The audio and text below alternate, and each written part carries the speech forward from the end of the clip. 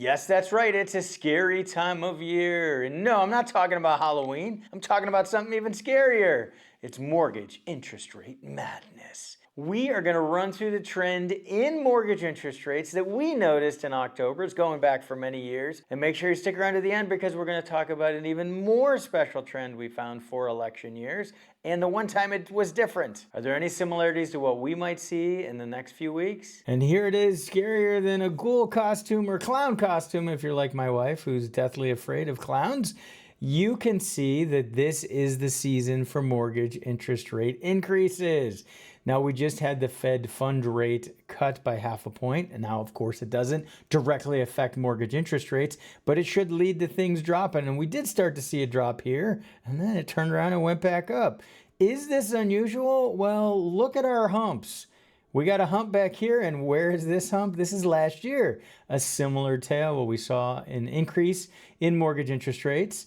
And then we go back another year and we have another hump for October, another time where mortgage interest rates increase. And we're going to look at some pre-COVID years as well to see if the trend continues.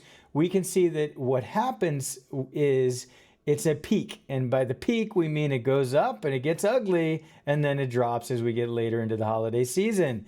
So can we expect that to happen? Let's look at a few more humps and talk about what's relevant right now, like maybe a big election in about a week from shooting this video. Stepping back further in our time machine, we can see that we have a little teeny tiny hump here in 2019, not a big deal. Then we went into COVID and that messed everything up until mortgage interest rates shot through the roof.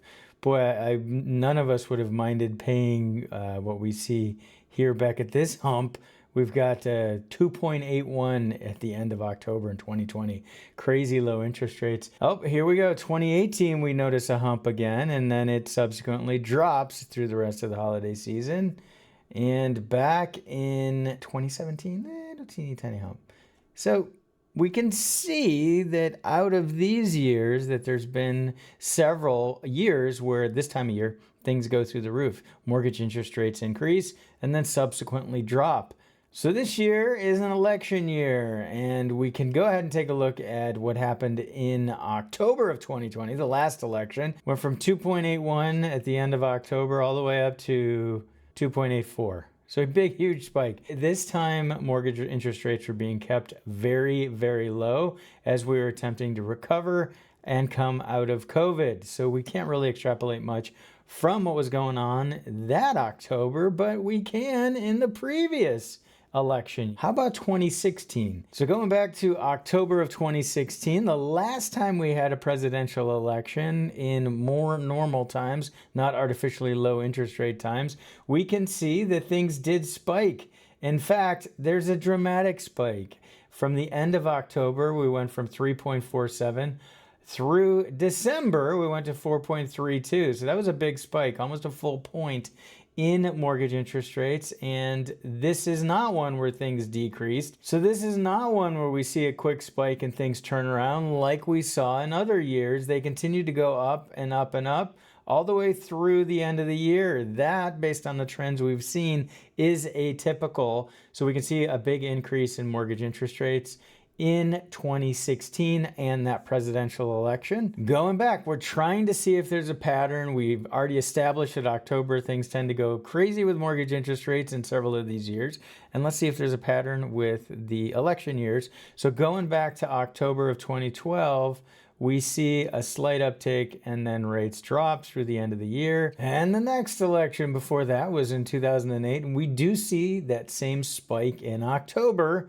And then as we got into the election, rates took a big drop. Now, that was a recession. That's what the gray areas mean here. So we can see that interest rates for that presidential election in that October, we saw a big drop off after the presidential election. So, of course, we've noticed that there's a trend. It tends to be the case that in Octobers, we see an increase in mortgage interest rates. And we do see a trend that it turned quickly for the most part.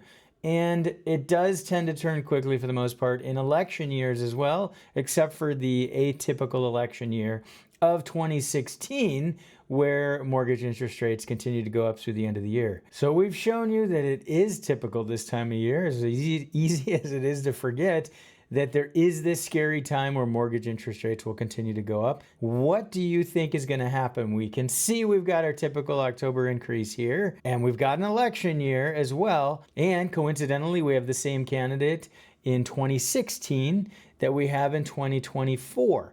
2016 is when we saw the mortgage interest rates continue to increase and not do the typical increase and drop. So we're 1 week away from knowing who the president will be, and we will then also be able to track and see where mortgage interest rates go as well, and see if there's any similarities to what happened in the election in 2016 as far as mortgage interest rates go. Let us know where you think mortgage interest rates are heading. Are they going to continue to go up, or are they going to spike and head the other way through the rest of the year?